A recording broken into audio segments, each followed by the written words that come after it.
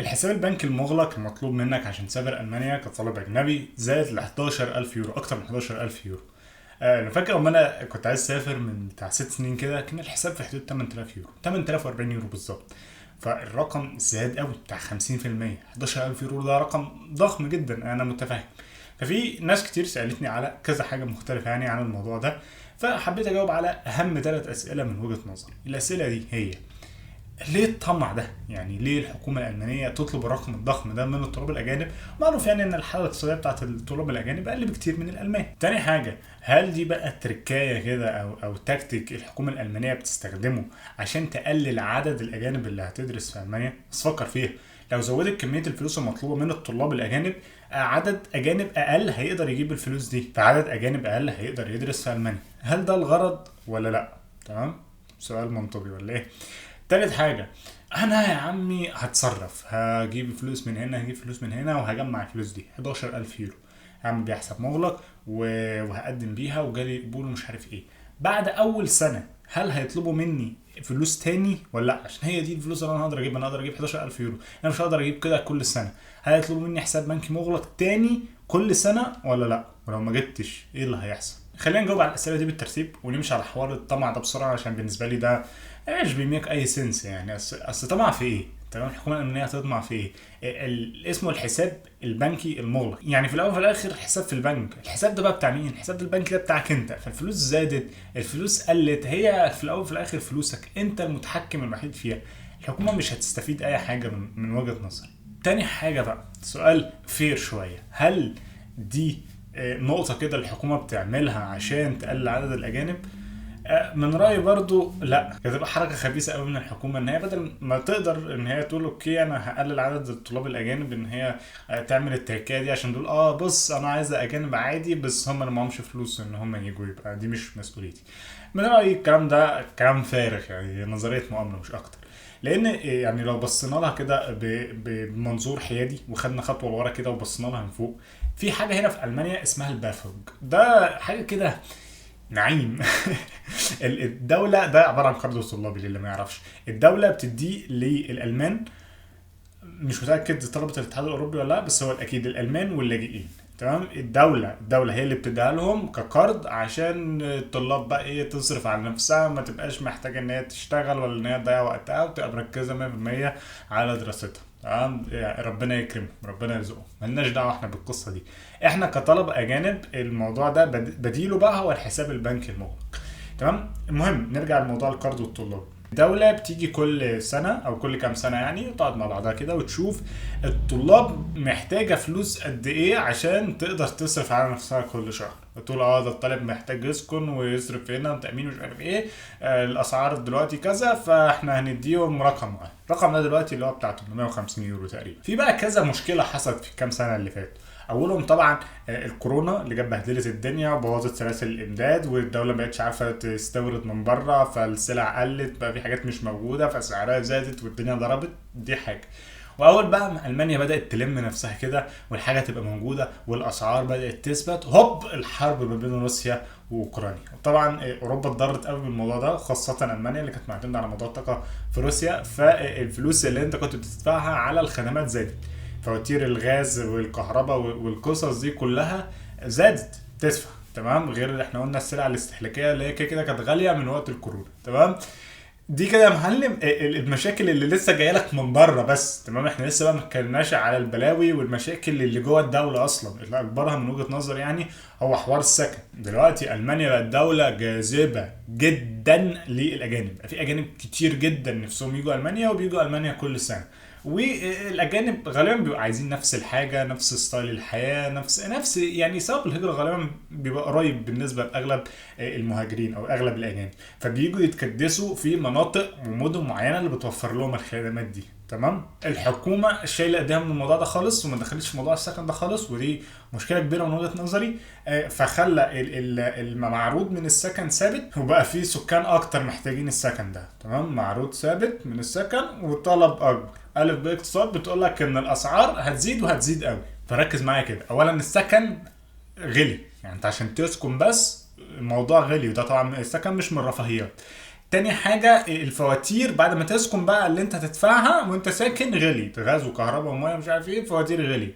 تالت حاجة بعد ما تسكن وتدفع فواتيرك، الحاجات اللي انت هتستهلكها في يومك، السلع الاستهلاكية زادت، تمام؟ فانت حاجتك كلها غلي. ده غير التأمين الصحي مثلا بتاع الطلاب اللي هو اول ما سافرت كان ب 90 ودلوقتي كسر ال 120 تقريبا، حاجة زي كده، تمام؟ لان غالبا الدكاترة زودت اسعارها فالتأمين بيعلى، تمام؟ كله مربط ومشبك ببعض. المهم يعني اما الدولة بتشوف ان الدنيا بدأت تغلى قوي كده، بتيجي بقى في الميعاد الرسمي بتاعها والوقت يعني اللي بتقعد تحسب فيه الطلاب محتاجة قد ايه وتعلي الرقم ده وتدي قرض اكبر للاجانب واللاجئين. ده يا معلم بقى بيضرب معاك انت بقى في الحساب البنكي، والحساب البنكي بيزيد عشان كده. ففي مثل بيقول لك اللي هو مصائب قوم عند قوم فوائده، او في الحاله بتاعتنا بقى فوائد قوم عند قوم مصائبه، عشان الالمان هنا بيفرحوا جدا اما الرقم ده بيزيد، عشان القرض ده بيخش في جيبهم في الاخر وما بيردوش منه غير نصه تقريبا بس، وعلى 15 سنه، حاجات تسهيلات كتير قوي كده. بس انت بتتلب بقى انت في موضوع الحساب البنكي لان هو صعب من الاول اصلا ان انت تجمعه. النقطه الاخيره اللي حابب اوضحها في الموضوع ده ان انت مش هتحتاج الحساب البنكي المغلق بتاعك كله، يعني انت مش هتصرف 11000 ولا 11500 يورو في السنه، ده رقم كبير، تمام؟ بس معنى ان هو زاد من 8000 لاكتر من 11 اللي هو بتاع 50% في كام سنه بعد ما كان ثابت عن 8000 يورو لفتره كبيره، ان انت المصاريف اللي انت تحتاجها عشان تعيش نفس مستوى الحياه زادت، تمام؟ فزمان كان يقول لك امسك نفسك اول سنه ومش عارف ايه واصرف 450 يورو بس او 500 يورو بس في الشهر وكانت بتمشي. دلوقتي الموضوع ده ما بقاش يمشي، لان لو عايز تعيش نفس مستوى الحياه بالظبط اللي هي البيزك خالص، انت مش هتجيب اي حاجه يعني واو، اللي هو السكن وتامين واكل بس، تمام؟ ومصاريف الجامعه، تمام؟ اللي كان بيمشي قبل كده ب 450 يورو دلوقتي بقى انت محتاج 30 40% زياده عشان تعمل نفس الحاجه بس، تمام؟ لان انا لاحظت الناس بتقول لك عادي انا الحساب البنكي مغلق مش فارق معايا قوي لان هو بيتحط على جنبه وخلاص، وانا كده كده اللي انا هصرفه ثابت. هو بيزيد معنى كده اللي انت هتصرفه وتقدر تصرفه عشان تعيش زاد برضه، فخلي دي في دماغك وانت بتحسب القدره الماليه بتاعتك. اخر واهم سؤال خالص من وجهه نظري هو طيب انا جمعت بقى ال 11000 يورو ولا 12000 يورو ايا كان بقى جمعتهم ازاي، بس هي دي كل الفلوس اللي انا اقدر اجمعها، مش هقدر اجيب اكتر من كده. ايه اللي هيحصل بقى لو انا جالي قبول وسافرت وقعدت اول سنه؟ عارفين ان اول سنه غالبا يا اما تبقى رايح لغه يا اما سنه تحضيريه بتصريح شغل زي الزفت، ما بتعرفش كده كده تشتغل كتير، حتى لو جمعت فلوس تبقى اقل بكتير خالص، مش قريبه خالص من الفلوس اللي انت بتصرفها. جميل قوي. ايه اللي هيحصل بقى بعد اول سنه؟ هل هيطلبوا مني الحساب البنكي المغلق تاني؟ طب لو مش معايا هيمشوني هيرحلوني؟ ايه اللي هيحصل؟ في كذا اجابه على الموضوع دوت. الاجابه القانونيه ان انت محتاج حساب بنكي مغلق كل سنه، كل سنه بتروح لمكتب الاجانب. مكتب الاجانب ده بيبقى عايز يضمن ان انت معاك فلوس تصرف في مده اقامتك اللي هي بتبقى سنه. هتصرف منين؟ من الحساب البنكي المغلق. الطريقه دي هو ضامن ان في مبلغ معين بيتفتح لك كل شهر، فانت مش هتضطر بقى لا تسرق لا تشحت لا تبوظ اي حاجه في الدوله يعني، تمام؟ خلي ده في دماغك. بس على ارض الواقع بقى الدنيا ما بتمشيش قوي كده يعني، بيبقى في بقى شويه تساهلات. قعدت في المانيا شويه عارفين ان انت غالبا مش بتاع مشاكل مش عارف ايه، فبيبقى في شويه تنازلات اللي هو يقول لك ايه طيب هبص كده على الحساب البنكي المغلق بتاعك لو انت معاك عقد شغل وانا شايف ان في مبلغ بيتحول للحساب بتاعك كل شهر زي مثلا 500 600 يورو، وانت كده كده الحساب البنكي بتاعك فيه لسه نصه موجود فيه 5000 يورو مثلا حاجه. طيب ده مع ده هعديها لك. طيب معكش فلوس كتير بس معاك عقدين شغل وبقالك مثلا 3 شهور بتشتغلهم وكده، طيب هعدهم لك. معاك فلوس كتير، ده انت معاك 8000 يورو، تمام؟ مش مهم شغل قوي، مهم يعني ايه يبقى معاك مبلغ كويس، 3/4 الحساب هعديها لك. حتى لو مثلا معاك شغل ثابت بس معاك مثلا نص الحساب والرقم ده مش عاجبه، ممكن يقول لك ايه طيب انا هديك فيكتسيون بشاينيجونج او اللي هو اقامه مؤقته، دبر حالك يا معلم وتعالى تاني وانت جاهز، عشان انا دلوقتي مش هعرف اجدد لك. الاقامه المؤقته مثلا غالبا بتبقى 3 شهور، ظبط حالك بقى. تحاول بقى مثلا اهلك يبعتوا لك فلوس من بلدك تزقه شويه مع انت تلاقي شغل وتوفر شويه، ظبطها يعني وثلاث شهور كده ولا حاجه وتعالى تاني. فهي غالبا بتمشي يعني، نادرا كده او يعتبر عمري ما شفت ان هو واحد بس عشان الحساب البنكي المغلق بتاعه بس هو ده المعضله الوحيده اللي معايا يعني قالوا لا خلاص هتترحل ولا مش هنجدد لك تاني، لو المشكله كلها في الحساب البنكي. غالبا بالنسبه لي انا كانت الدنيا بتمشي سلسه في اغلب الاحوال، الا المره الاخيره اللي هي بقى كان فيها مرضيه شويه.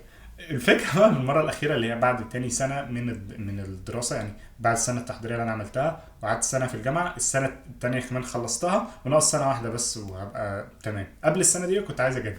تمام. السنه التانيه بتاعتي في الدراسه دي كانت من احسن السنين بالنسبه لي من ناحيه الموضوع المادي ده، لان كنت بشتغل مساعد للدكتور وده كانت فلوسه محترمه تمام قوي بالنسبه للطلاب.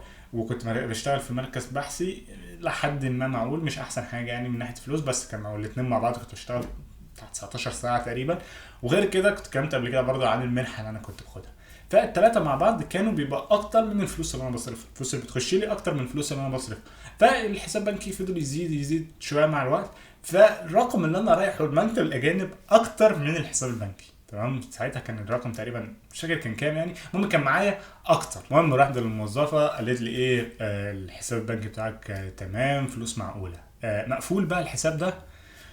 قلت لها لا مش مقفول، حساب بنكي عادي. قالت لي لا لا ما اقدرش اجدد لك. قامت طبعا لي ورقه بالقانون لو يقول لك عشان نجدد لك لازم يا اما حساب بنك مغلق، يا اما ضمان مالي، يا اما منحه. فانا كنت عامل حسابي ان ممكن حد يعني يستغرب معايا كده ويرازي فيها شويه.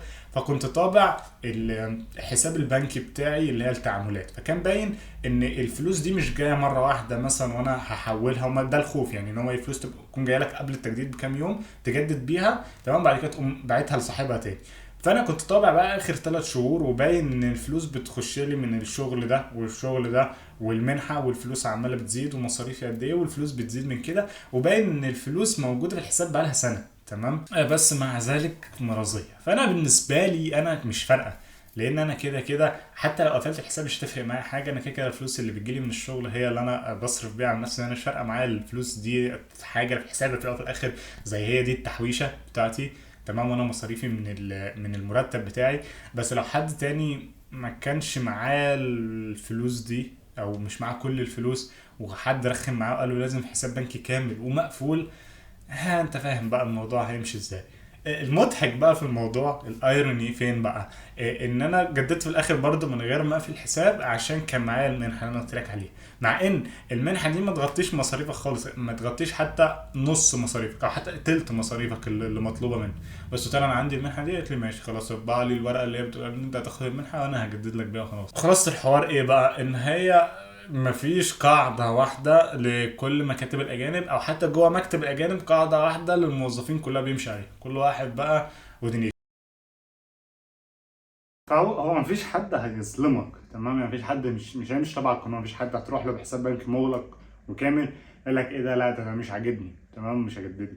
الفكرة بقى لو انت اللي مش ماشي تبع القانون، مش معاك الحساب البنكي المغلق كله، قد ايه التسهيلات اللي الموظف هيديها لك بيبقى من عنده بقى الله اعلم. فخلاص الموضوع يعني حاول انك غير الحساب البنكي المغلق بتاعك في الاول انك تصرف اقل كميه من الفلوس ممكنه في اول سنه، تشتغل وتكسب اكبر فلوس ممكنه، وتعمل حسابك انك ممكن تحتاج زقه كمان بعد اول سنه. بس في نفس الوقت يعني الريسك مش اكبر حاجه يعني، اللي هو غالبا الموضوع بيمشي، الدنيا بتتفاوض معاهم شويه مع مكتب الاجانب كده، ممكن يدوك شويه اقامات مؤقته لغايه ما الموضوع يعدي يعني. من وجهه نظري دي اهم المعلومات والاسئله اللي اتسالتني. لو لسه عندك اسئله عن الحساب البنكي او الدراسه عامه في المانيا، تلاقي لينك الانستجرام بتاعي تحت تمام، اعمل لي فولو هناك بالمره، واشترك في القناه مش مشترك. كمان اهم الجاي اشوفكم في الحلقه اللي جايه. سلام.